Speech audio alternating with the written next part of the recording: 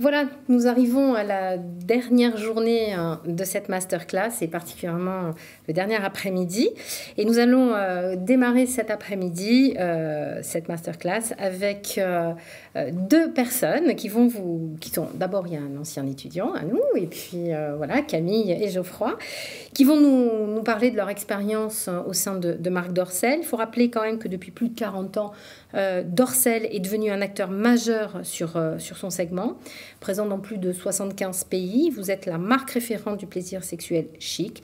Vous prônez une société française qui s'engage dans un plaisir adulte, éthique et responsable. Vous travaillez notamment sur la protection des mineurs et des données personnelles. Alors, quelques chiffres, on va voir que c'est quand même conséquent. 1200 films disponibles en 13 langues, 3 millions de DVD distribués chaque année, plus de 6 millions d'abonnés en Europe. Camille et Geoffroy, vous êtes quand même dans une entreprise qui est énorme, qui a vraiment une présence et un potentiel fort. Alors, on va quand même vous présenter auprès de nos étudiants qui sont derrière. Voilà, ils sont 1200 connectés. Alors, il faut vous dire, ils sont un peu stressés. Mais voilà, on va tout de suite commencer dans le vif du sujet. Peut-être Camille ? Femme d'abord. Allez, super. Évidemment. Donc, du coup, je suis Camille, je suis la responsable communication et RP pour le groupe Dorcel. Et donc, du coup, mes missions et ce que je fais pour l'entreprise, c'est de travailler toute la stratégie de communication, gérer toute la communication pour la marque Dorcel, mais aussi pour les filiales et les licences qu'on peut avoir, comme Playboy TV Europe ou Vixen Télé. Super. Et moi, du coup, je suis social media manager depuis 3 ans, je pense, en CDI. Avant, j'étais en stage et en alternance. Et donc, du coup, je m'occupe de toute la partie stratégie et opérationnelle sur les réseaux sociaux du groupe Dorcel, donc sur le même périmètre que Camille. Donc, pareil sur les licences, Playboy TV Europe notamment. Et voilà. Alors, chacun, vous allez peut-être nous expliquer comment vous... Alors, vous avez eu un parcours avant. Je crois que vous êtes passé chez Buzzman, vous avez travaillé sur des budgets comme Burger King. Comment on arrive chez Dorcel? Réponse à une annonce, vous avez été coopté. Comment s'est passée votre arrivée dans ce groupe? Alors moi, du coup, c'était en 2015, suite à la campagne Sans les mains qu'avait réalisé Dorcel avec l'agence Marcel. Du coup, je devais faire un stage et du coup, j'ai adoré cette campagne. Du coup, j'ai fait une candidature spontanée. Et du coup, j'ai fait un stage de 6 mois. Après, j'ai continué 1 an en alternance quand j'étais à Sub de Pub. Après, je suis reparti 1 an en alternance chez Buzzman pour ma dernière année de M2 à Sub de Pub. Et après, ils m'ont rappelé. Du coup, je suis retourné, mais cette fois-ci en CDI. Donc, du coup, depuis 3 ans en CDI. Voilà. Et en fait, c'est une boîte classique. Et oui, très classique. Moi, je suis arrivée parce que j'ai répondu à une annonce. Pareil, je cherchais un stage, donc je suis arrivée en stage. J'ai répondu à une annonce que j'avais vue, je crois, sur Il était une pub, où il y avait un stage pour une attachée de presse. Et donc, du coup, je suis arrivée comme ça. Tout simplement, j'ai postulé, j'ai été prise. Et puis, il se trouve que c'était en 2014, on fêtait les 35 ans de la marque. Donc il y avait tout un événement, on fait toujours des très grosses soirées pour nos anniversaires tous les 5 ans. Et du coup, j'ai été prolongée en CDD. Et suite de cette soirée, ma chef partait et m'a proposé de reprendre sa place. Donc du coup, voilà, j'ai commencé attachée de presse et puis j'ai évolué jusqu'à responsable com. Et c'est ça aussi qui est bien chez Dorcel, c'est que du coup, on évolue avec la société, on grandit avec l'entreprise et on nous laisse notre chance, quoi. C'est pas parce qu'on est junior qu'on n'a pas notre place et qu'on ne peut pas grandir, quoi. Vous faites vos preuves aussi. On fait ses preuves. Voilà, c'est ça, on fait ses preuves. Et puis, on vous confie d'autres missions, d'autres responsabilités. Vous avez parlé d'événementiel. Vous faites beaucoup d'événementiel chez Dorcel. Avant Covid, on en faisait. Voilà, après... On a quand même...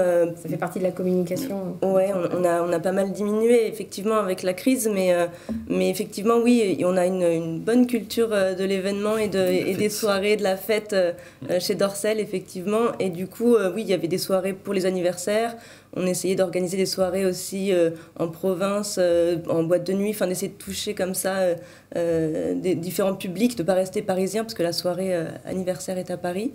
Et puis on fait aussi beaucoup d'événements focus group, tournés vers les clients, qu'on invite avant Covid, et là on vient d'en refaire un récemment, mais on invite les gens à venir au bureau, clients, non clients, et à discuter avec eux, en fait, juste à avoir des échanges avec eux pour rester quand même au plus proche de leurs attentes, de leurs envies, de discuter avec eux de telle gamme qu'on a pensé développer, est-ce que c'est bien, pas bien, qu'est-ce qu'ils en pensent. On a déjà repensé plusieurs gammes parce que selon les focus group, c'était pas assez parfait ou on était mal parti. Enfin, on co-construit beaucoup les choses. On co-construit beaucoup avec nos clients et on aime bien ça, les rencontrer. Et ils viennent facilement, voilà, ils sont finalement partie prenante de votre stratégie, vous les intégrez en faisant des focus group, donc que vous intégrez finalement un peu dans l'événementiel, parce que les recevoir, c'est aussi voilà, les chouchouter et savoir un petit peu ce dont ils ont besoin, quelles sont leurs envies du moment, comme tout consommateur. C'est intéressant de rencontrer ses clients, je pense. Quels sont les profils des clients? Qu'est-ce que ça vous amène? Qu'est-ce que ça porte, ces focus group comme ça? Et qu'est-ce qui vous a permis, par exemple, de progresser ou d'améliorer quand vous les voyez, quand vous les rencontrez? Alors déjà, qui sont-ils, monsieur et madame tout le monde, en fait, parce qu'on travaille un sujet qui est de l'intimité, mais qui touche tout le monde, quasi. La sexualité, on en a tous plus ou moins une. Et donc, du coup, c'est vraiment des profils très variés, que ce soit en genre, en âge, en situation, vraiment très, très variés. Et oui, ils osent venir. Il y a vraiment un affectif avec la marque, un affect vraiment fort avec la marque. Et ils osent vraiment venir. On en a fait un donc lundi, et on était une petite vingtaine, donc... on s'était répartis en différents groupes, ceux qui venaient pour l'activité retail. Donc ce qu'on appelle retail, c'est la vente de sextoys et accessoires pour le plaisir. Et puis on avait la partie média. Donc ce qu'on appelle la partie média, c'est la partie historique de la société qu'on fait depuis 40 ans et qui est donc la production de films jusqu'à sa distribution, de A à Z, toute la chaîne de valeur sur tout le produit et le service film. Et puis donc vraiment, on les avait répartis voilà, comme... sur ces différents ateliers et échanger avec eux sur tout ça, à savoir est-ce que la production, est-ce qu'on peut s'améliorer, pourquoi vous consommez, pourquoi vous achetez des films alors qu'il existe beaucoup de choses gratuites sur ce secteur-là. Et c'est toujours intéressant d'avoir leur retour. Ajoute quelque chose, je crois. Non, c'était incroyable. Petite poésie parfaite. Vous m'avez parlé aussi, et on le sent, vous faites venir vos clients, vous les chouchoutez, mais vous avez dit, enfin, tout à l'heure, on en parlait, que c'était une entreprise où il fait bon vivre. Hein. Vous étiez tout à fait satisfait, en fait, de ce qui se passe au sein de l'entreprise. Vous nous racontez un petit peu comment ça fonctionne, puisque vous étiez super, vraiment enthousiaste en disant, mais nous, c'est une boîte qu'on aime beaucoup. Ouais, c'est une très, très bonne boîte. L'ambiance, elle est géniale. C'est assez jeune au final, je pense que la moyenne d'âge c'est 35 ans.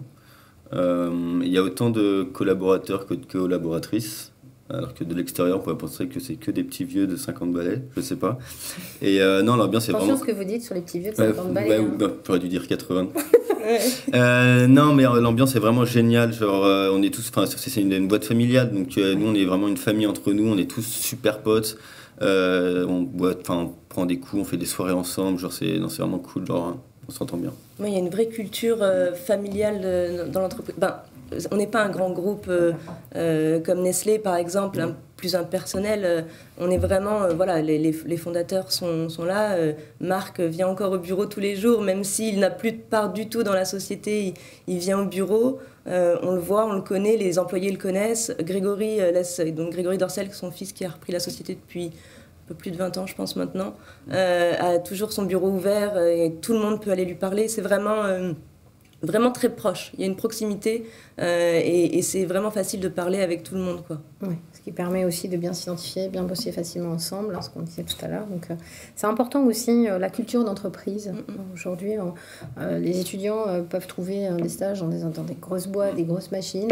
Et puis, souvent, on apprend aussi de façon peut-être aussi plus précise, plus facilement aussi, en étant en lien avec des collaborateurs. Que l'on a la porte de son patron qui est ouverte tous les jours. Puis il nous chouchoute, notre boss, honnêtement. Il fait tout le temps des soirées, des team building, il y a tout le temps des activités. Attention, vous allez avoir énormément de demandes. Hein. Non, on a un super boss là-dessus. Il est très généreux pour qu'on se sente bien au boulot et qu'on soit content de venir. Et c'est le cas du coup. Parce qu'avant... Il y a 4 ans, depuis 3 ans, on a déménagé en fait. On s'est regroupé, parce qu'avant c'était séparé en 2 sites. Il y avait le 15e dans le 15e et un autre site dans le 17e. Donc du coup, on se voyait pas trop. Et là maintenant, depuis 3 ans, 4 ans même, qu'on est tous ensemble, c'est vraiment chouette. On se mélange tous. Alors, on parle de cette entreprise voilà, qui chouchoute ses salariés, qui reste une entreprise familiale. C'est vrai que ça a un peu tendance à disparaître. Comment vous voyez un petit peu la concurrence dans votre marché? Il y a vous, puis voilà, il y a Dorsel. Les autres, ils sont comment? Comment s'organise le marché? C'est assez spécifique parce qu'on n'a pas de concurrente directe à proprement parler. Comme je vous disais tout à l'heure, on a 2 activités retail média. Et en fait, il y a très peu d'entreprises qui travaillent autant les 2 activités. On a des concurrents sur le média, comme je disais tout à l'heure, les plus gros, je ne les citerai pas, je pense que les étudiants en connaissent, qui sont notamment gratuits. Donc c'est complètement autre chose et ils sont énormes. C'est vraiment des gros acteurs du marché. Mais ils ne font que ça. Ils ne font pas le côté retail. Et de l'autre côté, il y a du retail, effectivement, qu'on travaille, nous, à équivalent. Actuellement, on peut dire à peu près le chiffre d'affaires de la société est réalisé pour l'instant 60% par le média, 40% pour le retail. Mais on est plutôt, on a une projection où on estime que le retail va prendre le dessus d'ici 5 ans. Il y a une vraie marge de progression là-dessus. Parce qu'aussi on est arrivé, comme je disais tout à l'heure, à une maîtrise de la chaîne de valeur sur tout ce qui est activité média, où il n'y a plus trop de progression à faire. On a stabilisé, le marché est mature, il y a quelque chose qui est notre activité, notre maîtrise est mature. En revanche, sur le retail, il y a encore beaucoup de choses à faire. Il y a beaucoup de questionnements et de libération de la parole autour de la sexualité et des sextoys, grâce à beaucoup de comptes, encore une fois, sur Instagram. Je pense que les étudiants connaissent, et s'ils ne connaissent pas, je leur recommande de suivre vraiment tous ces comptes, Jouissance Club, Clit Révolution, etc., qui sont vraiment plein de comptes Instagram géniaux, tenus par des filles, en général des filles super, et qui parlent beaucoup de sexualité et libèrent la parole sur le sextoys et sur l'utilisation du sextoys. Il n'y a rien de honteux à en consommer et en avoir. Alors, vous parliez aussi des sites gratuits. Comment on arrive vraiment à se positionner entre les gratuits et vous, le payant? C'est difficile quand même, non, d'arriver à marquer finalement le territoire, le marché, parce que le gratuit, c'est quand même compliqué, non? Ça a fait un bouleversement, oui. Ça a bouleversé effectivement un petit peu l'activité. Après, c'est pas tant gênant, on y arrive très bien. C'est pas le problème tant du gratuit, c'est pas la même consommation spécialement. On a fait faire des études qui expliquent que sur le gratuit, c'est une consommation un peu plus Kleenex, excusez-moi du jeu de mots. Et sur le payant, pour le coup, c'est une consommation en général plus mature. Pour des gens qui ont une sexualité qui est mature, qui le font beaucoup en couple aussi. Il y a une démarche qui n'est pas tout à fait la même. On est plutôt solo quand on est sur du gratuit a priori. On est plutôt en couple sur le payant. Et nous, c'est vraiment notre cible. On aime bien travailler sur la cible couple. Et travailler les fantasmes des couples et tourner autour de ça. Donc du coup, effectivement, c'est pas la même. C'est pas tout à fait la même chose. Ouais, on n'est pas sur le même target. Non, c'est pas tout à fait. C'est des films à histoire. Enfin, c'est des films d'1h30, 2 heures. Au final, c'est pas des. C'est pas des scènes. Ouais, c'est pas du Kleenex comme sur les autres sites gratuits. Donc. Il y a une vraie recherche de travailler cette qualité. L'esthétique, ouais. Ça, pour le coup, c'est vraiment depuis l'origine de travailler sur cette qualité. Ça a été vraiment un souhait. À l'époque, en 79, on était dans les premiers, si ce n'est peut-être le premier même, avec cette qualité de vidéo, de tourner directement pour avoir une vraie qualité d'image. Et c'était pas juste de la retranscription de VHS. Je sais pas si les étudiants connaîtront la VHS. Mais, on n'a pas mis d'image, mais...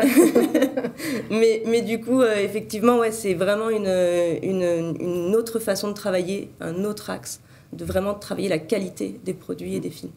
Et du coup, tout à l'heure, vous parliez du retail. On est en Figital. Vous avez le site internet. Vous aurez des espaces en physique. Comment vous voyez ce développement, même pour vos clients, comme ça? On a des boutiques déjà. Hein. Oui, on a une 13 15.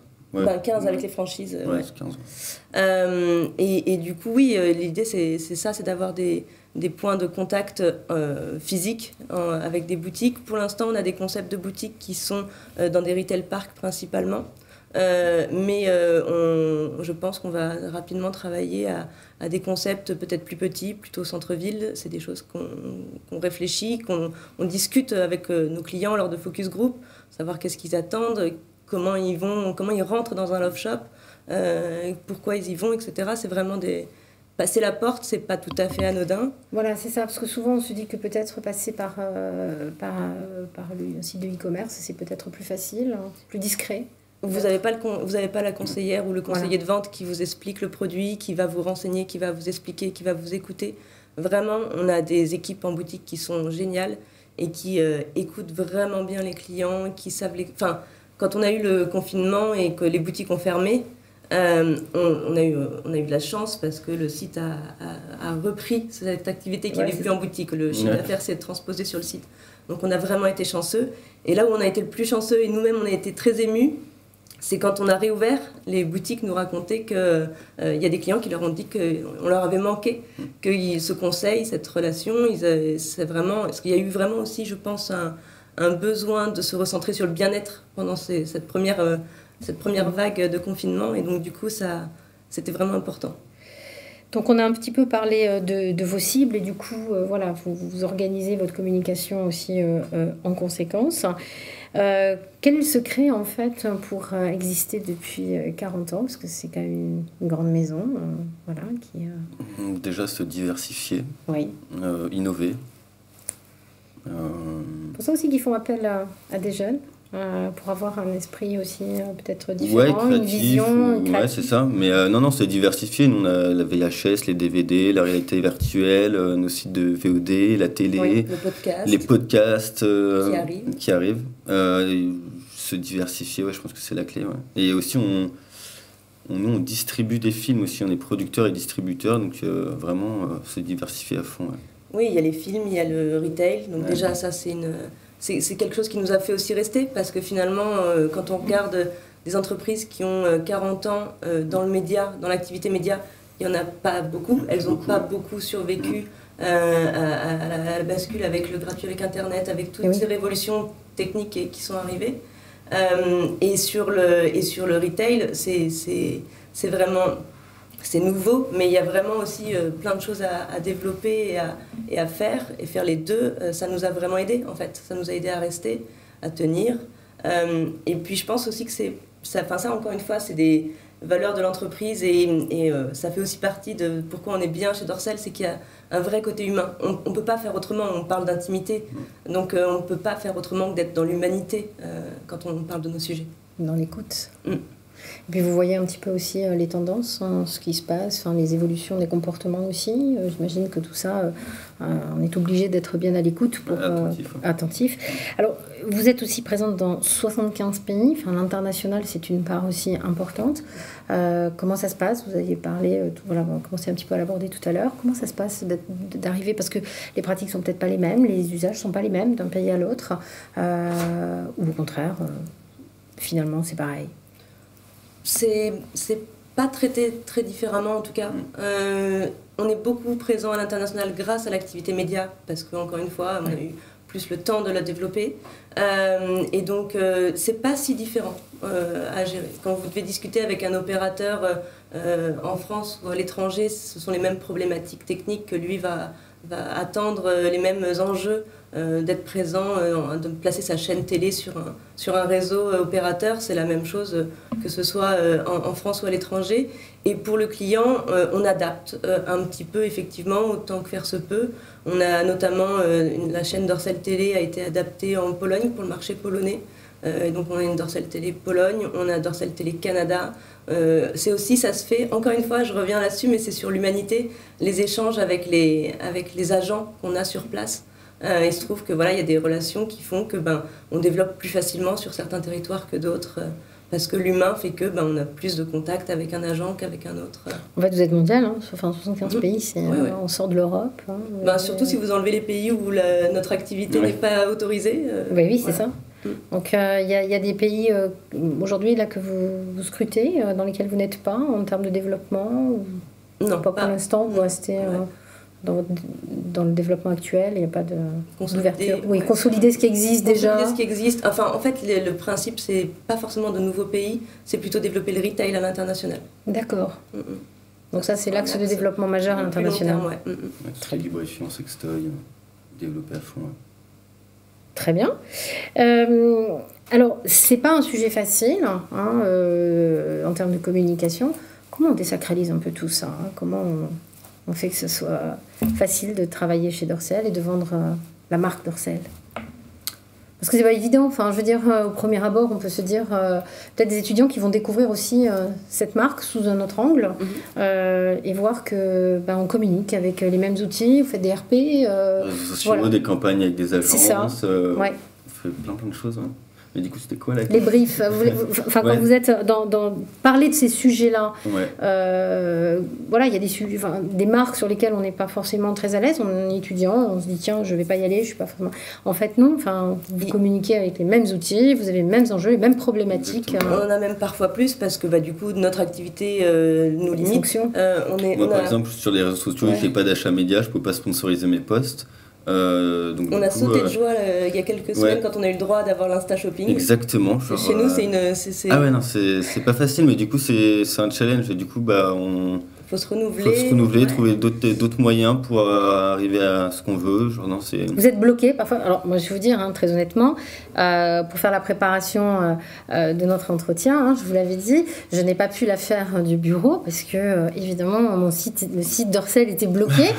Donc, voilà, je me suis mis en télétravail pour pouvoir me nourrir un petit peu de tout, pour la préparation de l'interview. Et j'imagine que vous aussi, il y a des blocages qui doivent être faits. Quand on prend le train, par exemple, c'est compliqué de travailler, de sortir son ordi, d'aller sur nos sites, par exemple. Ça m'est déjà arrivé d'ouvrir mon ordi, j'avais un onglet d'internet qui était ouvert, je l'ai vite fermé.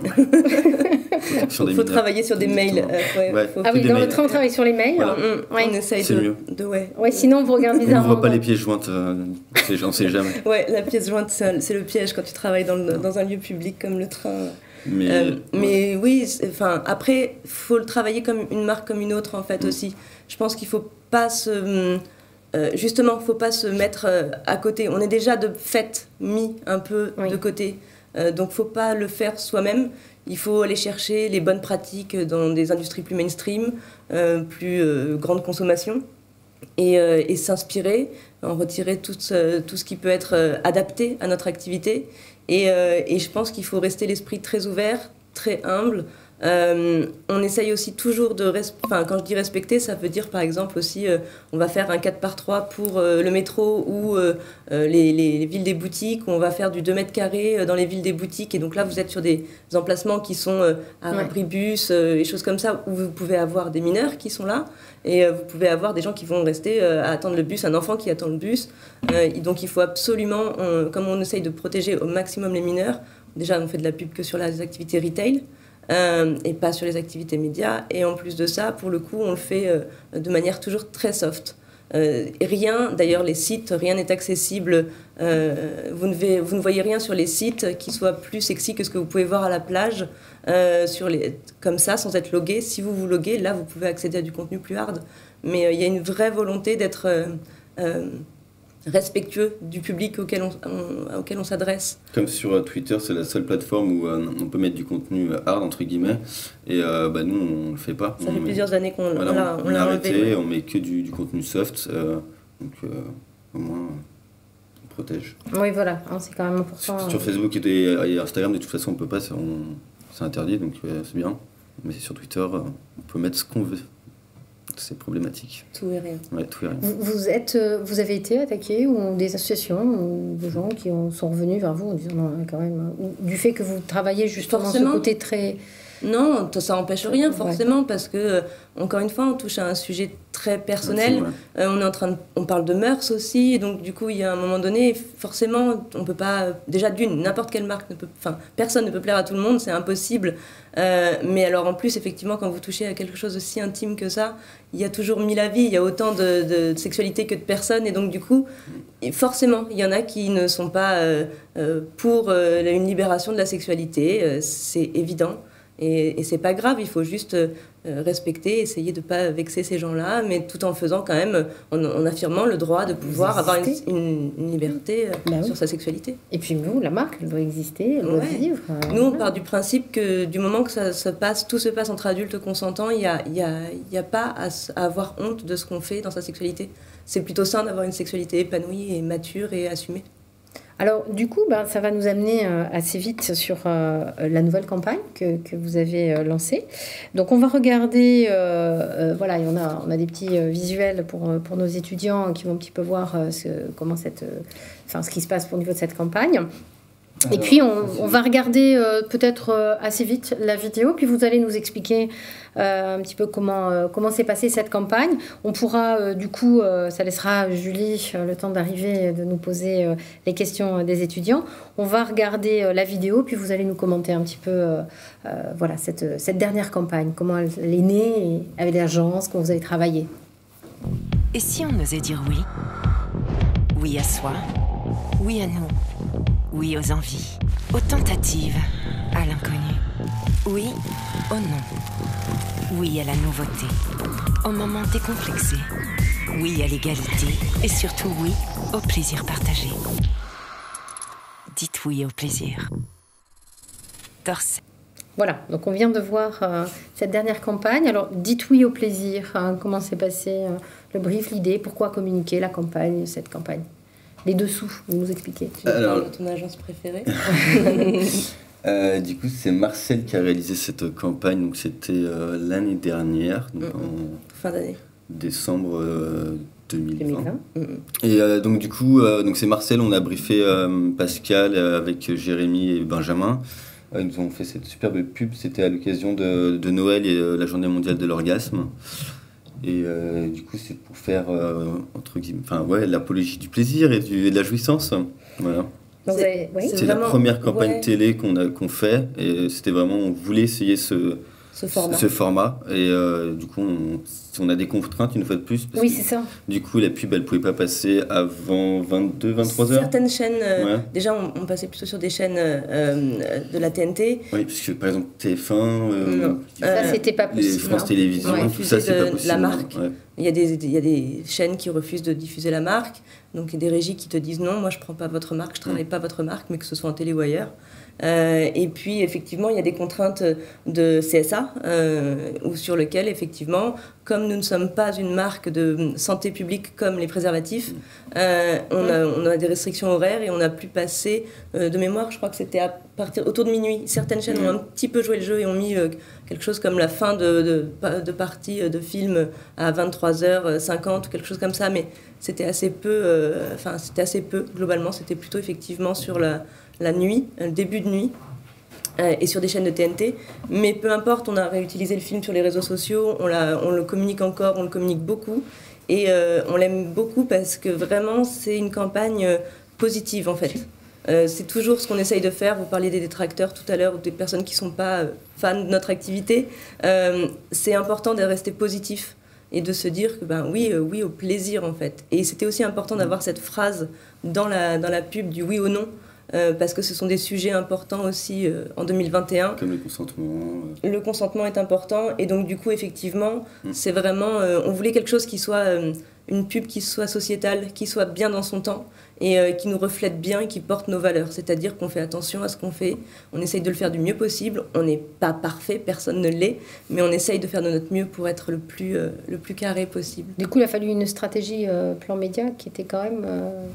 importante. Enfin, du fait des refus, ça demande quand même... Ça a demandé du travail, ouais. On a réussi à aller sur YouTube, en revanche. Ouais, grâce à cette pub-là, et au travail de Self Media qui nous a beaucoup aidé là-dessus, qui a fait tout le plan média et toute la recherche de partenaires OK pour diffuser la pub.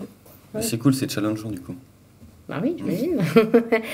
Alors en plus, je crois savoir que vous allez également faire évoluer l'identité de votre marque très prochainement. On peut en parler? On peut montrer le logo en avant-première. Le logo en avant-première. La nouvelle, nouvelle signature. Personne en dehors de l'entreprise ne l'a vu pour l'instant. Vous êtes les premiers. Wow. Merci de pas trop screen et de divulguer, s'il vous plaît. Il est sur le calendrier. Donc, Mais tranquille, parce qu'on va peut-être faire un petit lancement sympa. On va lancer ça sur 30 novembre. Et l'idée, c'est vraiment, comme vous le voyez, il n'y a plus ce saut avec le X qui ramenait toujours au côté déjà média, alors qu'on ne fait pas que ça et que les gens ne le savent pas encore tout à fait. Et en plus de ça, effectivement, ce côté mainstream est plus abordable, plus lisse, dont on avait besoin, comme vous le disiez. Il faut réussir à respecter et à être plus lisse et à être plus abordable. Donc on a voulu quelque chose aussi qui soit plus premium. Il y a vraiment une volonté de premiumiser encore la marque. On a toujours travaillé la qualité et on voudrait vraiment le faire valoir maintenant et vraiment le mettre en avant. Donc ce côté premium nous a beaucoup plu et c'est Dragon Rouge qui nous a fait cette magnifique identité qui va bientôt sortir. Du coup, l'ancien logo, celui-là là, sur mon pull, c'est la même agence. Ça faisait 10 ans, du coup, c'était le bon moment pour changer. Oui, le logo, ça arrivait un peu comme la baseline qui est écrit en dessous, Luxure depuis 1979, ça du coup ça disparaît. On est créateur de plaisir. Très bien. Et d'ailleurs, on a fait très attention. On ne dit plus marque Dorsel, mais on dit bien Dorsel. S'il vous plaît. Voilà. Parce que même en préparation, on dit attention. on change. Et de logo. Sur les doigts. Voilà. On dit attention, on parle de Dorsel. Alors, dis-nous, Julie, tu as eu des questions? Un petit peu l'émeute sur le chat. On a beaucoup de questions. Donc, je vais commencer par la première qui est de Julie. Pensez-vous aujourd'hui que les individus osent et libèrent la parole du sexe, ou s'agit-il d'un secteur qui évolue et tente de se démocratiser à travers des actions de communication et de marketing? Alors, on peut toujours, à mon avis, plus démocratiser. La parole se libère, oui, c'est sûr. Je pense aussi que, pour le coup, toutes les comptes, comme je disais, Jouissance Club, etc., Clit Révolution, libèrent la parole là-dessus. Mais effectivement, il y a encore du travail. Il y a du taf, ouais. Très bien. Question suivante de Valentin. Comment votre entreprise est-elle vue par votre famille? Car le sexe reste un sujet tabou et dire que l'on travaille chez Dorsel ne doit pas être toujours évident. Très bien perçu, honnêtement. Quand je l'ai annoncé à mon père, très bien perçu. Mes grands-parents le savent, pas de soucis. Non, vraiment. Vous connaissez mes grands-parents? Ouais, enfin, plus mon grand-père. Ma grand-mère, non, moins. Mais non, c'est très bien perçu, honnêtement. Tout le monde est au courant chez moi, il n'y a pas de tabou, je le dis sans problème. Et justement, quand tu vas en soirée et que tu en parles, du coup, on parle que de ça. Ça crée un sujet. C'est toi qui crée un sujet. Et du coup, tu parles que de ce que tu fais. Ça suscite la curiosité. Du coup, je connais mon discours par cœur maintenant, je sais ce que je dois dire. Pour les petits et pour les grands? Alors pour les petits, non. On les sort de table. Non, pas des trop petits, on va éviter, non. D'accord, question suivante de Justine. Pensez-vous que l'influence a sa place sur ce marché? Elle parlait notamment de Darko qui a... Justement, c'est quelque chose qu'on développe de plus en plus. Avant, on mettait pas du tout de budget dans l'influence. Là, c'est quelque chose, on a fait avec Darko, Marinette Bar, Benjamin Nevers, avec plein, ça se développe et ça marche bien. Ok, tant mieux. C'est important pour la notoriété, parce que maintenant, si on veut rajeunir la marque, toucher des 18-24 ans, et donc du coup, c'est un bon moyen, l'influence. Très bien. Alors, question de Lucie. Êtes-vous touchée par les scandales que l'on entend sur vos actrices qui ne sont pas écoutées et forcées à faire des choses non consenties lors des tournages? Alors, il n'y a aucune actrice... ça, ce sont des affaires qui sont chez des concurrents. Nous, on fait toujours du mieux qu'on peut et on a depuis ces affaires-là, en fait, on a toujours travaillé de manière la plus qualitative possible et on essaye de travailler sur la partie cinéma, pareil que dans le cinéma mainstream en fait. Donc on essaye d'être tout aussi professionnel et effectivement, il y a eu des affaires qui sont sorties et on s'est dit on peut plus juste bien travailler, essayer de bien travailler, mais pas le dire et par essayer de structurer cette industrie qui est quand même assez jeune finalement et en tout cas qui n'est pas mature et qui n'est pas forcément très responsable pour tous ces acteurs. Mais c'est souvent une minorité de ces acteurs-là qui font n'importe quoi et qui respectent pas les droits humains de base. Nous, on essaye de faire notre mieux. On s'est dit qu'il fallait qu'on communique. On a travaillé sur une charte de déontologie des productions X françaises. On s'est dit qu'on allait déjà travailler sur notre territoire. Et la volonté vraiment de travailler ça, de communiquer cette charte déontologique est vraiment important. Et c'est des projets, des sujets qu'on va avoir, de communication qu'on va avoir sur les années à venir.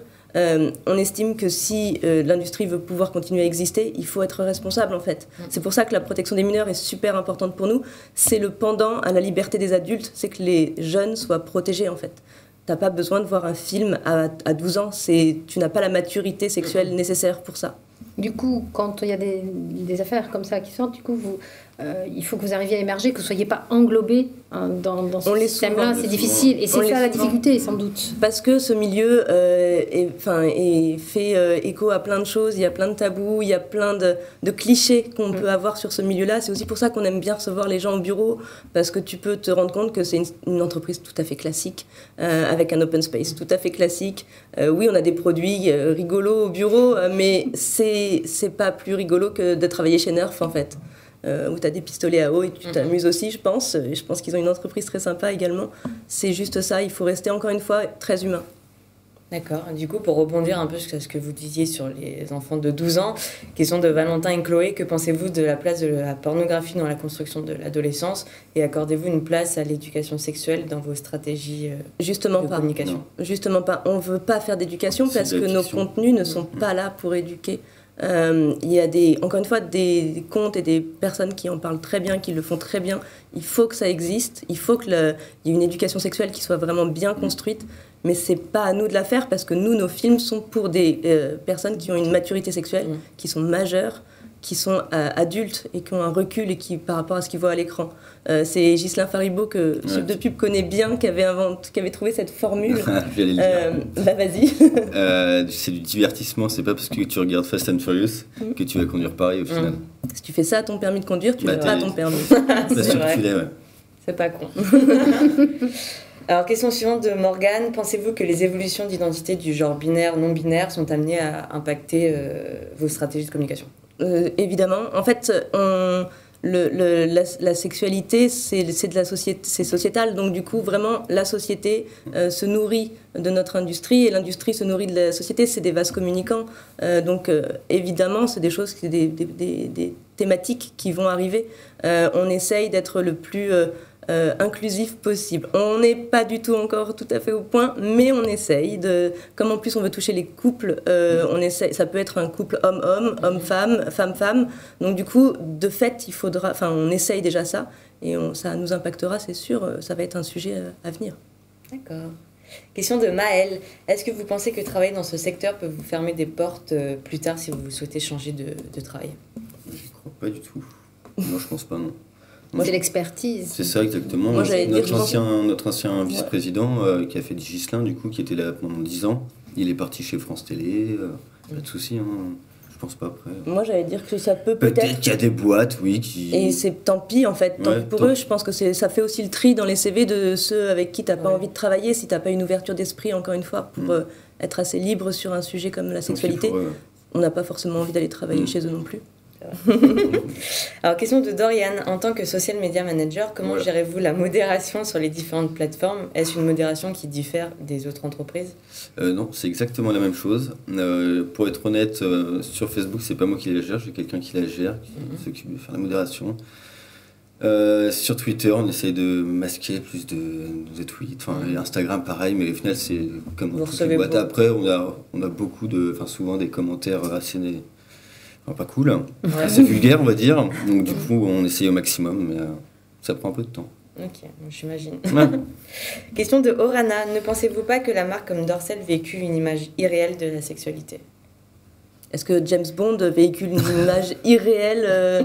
Oui, mais en même temps c'est ça qu'on va chercher quand on va au cinéma parfois. Et encore une fois, toute la pornographie n'est pas unique, ça représente la sexualité. Il y a beaucoup de pornographie, c'est multiple.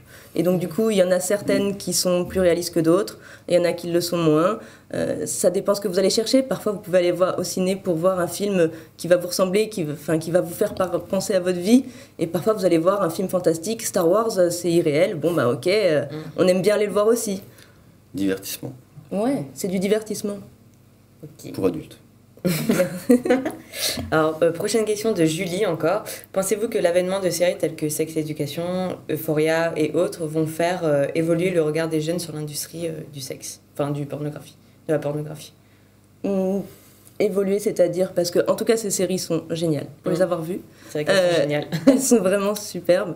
Et évoluer, oui, je pense que les nouvelles générations ont beaucoup à nous apprendre vraiment, parce que je pense qu'il y a un côté plus responsables. Ils sont plus intéressés par le côté qu'est-ce qu'une entreprise fait pour la société au global.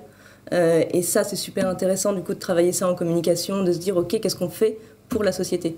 Donc oui, je pense que ça impacte et ça a du poids et c'est intéressant. Donc ça a amené à évoluer positivement. Ouais, je pense. Très bien. Et la dernière question donc, de Lucie, quelle place attribuez-vous à la place de la femme? Quelle est la place de la femme? Excusez-moi, les pinceaux, c'est fin de Ça nous semaine. rassure, on était stressés. Quelle est la place de la femme dans votre industrie? Elle est, à la même place que les hommes. que les autres. On est tous, encore une fois, on est 50-50 dans les équipes. Même plus si on prend les équipes boutiques, on est plus de femmes que d'hommes dans l'entreprise. Je pense qu'elle parlait dans vos films. Dans les films. Oui. Ah. Pareil, elle est effectivement, ça c'est le point de vue un peu capitaliste, c'est qu'elle est plus vendeuse, la femme. Donc c'est elle qui est mise en avant, elle est mieux payée, les femmes sont mieux payées que les hommes. C'est le seul métier d'ailleurs où les femmes sont mieux payées que les hommes. Les femmes sont mieux payées que les hommes, de base. Pourtant, c'est aussi compliqué pour eux de faire un film, c'est même plus compliqué pour l'homme de faire un film que pour une femme, presque, physiquement. Mais effectivement, c'est la même place, les deux ont la même place, les deux sont importants.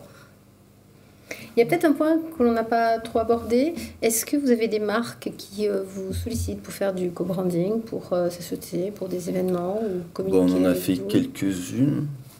Tu penses quoi? Là, j'ai juste, je sais pas pourquoi, j'ai peut-être faim, je pense à Planète Sushi. Ah ouais, on avait fait un truc avec eux, ouais. Oui, ça nous arrive de faire des partenariats de marques. Qu'est-ce que vous avez fait avec Planète Sushi? C'était pour la Saint-Valentin, ils livraient ouais.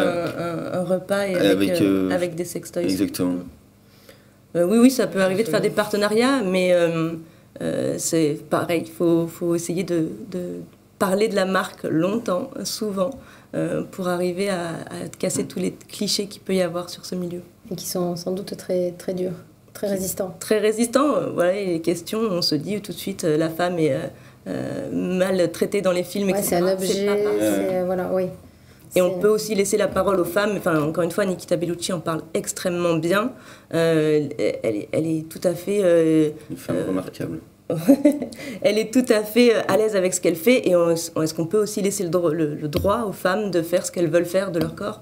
Et du coup, peut-être d'être actrice X, il n'y a pas de souci à ça. Les femmes aussi ont le droit d'avoir des fantasmes. Des fantasmes, ouais. Il n'y a rien de tabou à ça. Et donc, du coup, pas les mettre de côté, quoi. C'est bien de les intégrer. Super. Ouais, je crois que vous avez vraiment embarqué dans cette entreprise d'Orcel. On la voit aussi un peu différemment. Je pense que c'était intéressant. On a vu plein de choses cette semaine, des marchés, des produits, des hommes, des femmes, voilà. Et là, on voit aussi des univers différents. On voit bien, et puis même quand on en a parlé pour préparer, que c'était une entreprise qui vous permettait aussi de vous épanouir pleinement dans vos missions. Parce qu'avant tout, il y a des missions, vous avez des fonctions bien précises et il faut faire marcher l'entreprise. Alors, cette masterclass n'est pas tout à fait terminée. Nous allons avoir une petite pause puisque nous allons recevoir juste après, quelques instants, nous allons recevoir Jean-Michel Jarre et cette clôture de masterclass sera effectuée avec notre directrice, Anne-Françoise Stasser. Et en ce qui me concerne, je vous remercie pour votre participation, votre présence. Merci beaucoup aussi. Julie, tu vas revenir tout à l'heure. Moi, je vous remercie beaucoup pour cette semaine, ainsi que Christelle, parce que nous, on ne va pas réintervenir, mais en tout cas, on a passé vraiment des moments formidables et on a reçu vraiment des personnalités toutes absolument convaincues, convaincantes et qui avaient vraiment plaisir en tout cas à partager ces moments avec les étudiants. Donc en ce qui me concerne, je vous remercie et puis tout à l'heure vous retrouvez Anne-Françoise Stasser et l'interview exclusive avec Jean-Michel Jarre. Merci, à tout à l'heure.